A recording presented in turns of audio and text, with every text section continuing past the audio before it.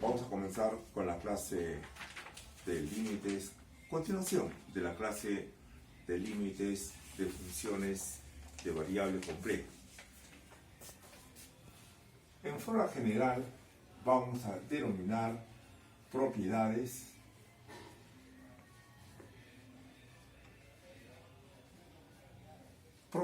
generales de los límites. Una primera propiedad.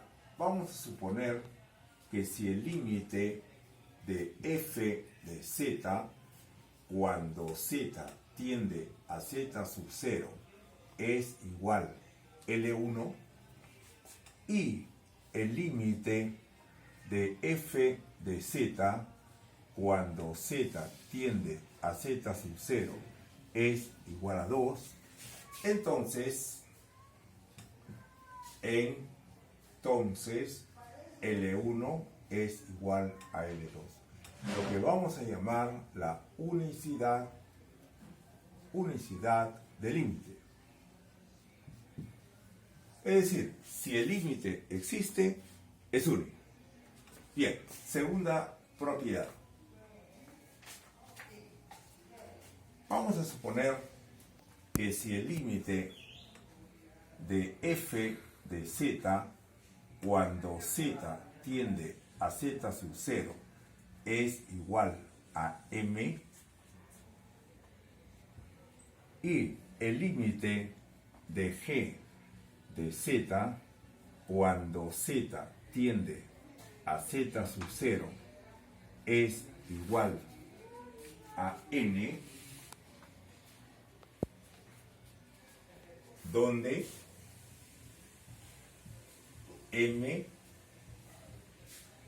donde mn pertenece a los complejos, z sub 0 pertenece a los complejos.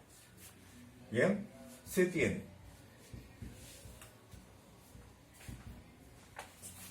la primera propiedad es en lo que respecta a la multiplicación de una constante k por f de z cuando z tiende a z sub 0. Como k es constante, entonces k sale k por el límite de f de z cuando z tiende a z sub 0. Entonces, que es igual k por n. K es real o complejo. Segunda propiedad, límite de f de z más g de z cuando z tiende a z sub 0 es igual límite de f de z cuando z tiende a z sub 0 más el límite de g de z cuando z tiende a z sub 0. Entonces, que es igual a m más n. Ahora, ¿qué ocurre si es una diferencia de funciones? El límite de f de z menos g de z es igual al límite de f de z cuando z tiende a z sub 0 más menos límite de g de z cuando z tiende a z sub 0, es decir, más menos n.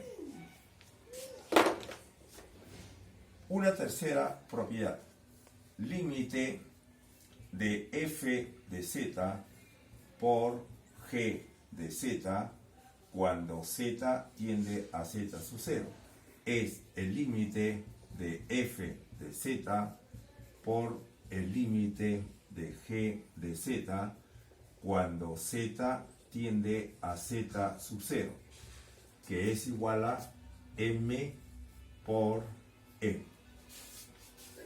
De límite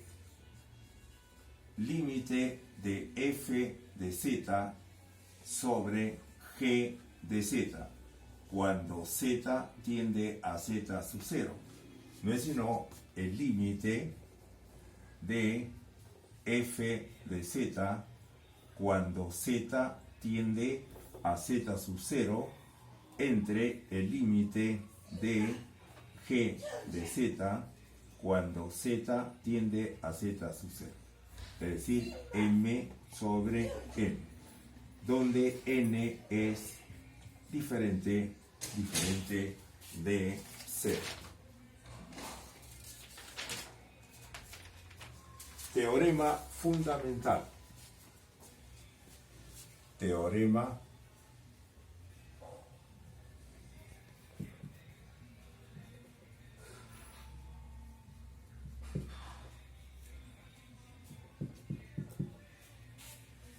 vamos a considerar una función que va de un cierto dominio u menos el z sub 0 en complejos, tal que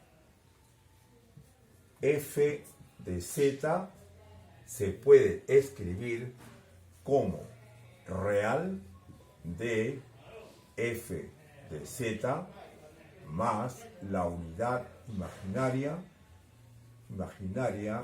de f de z,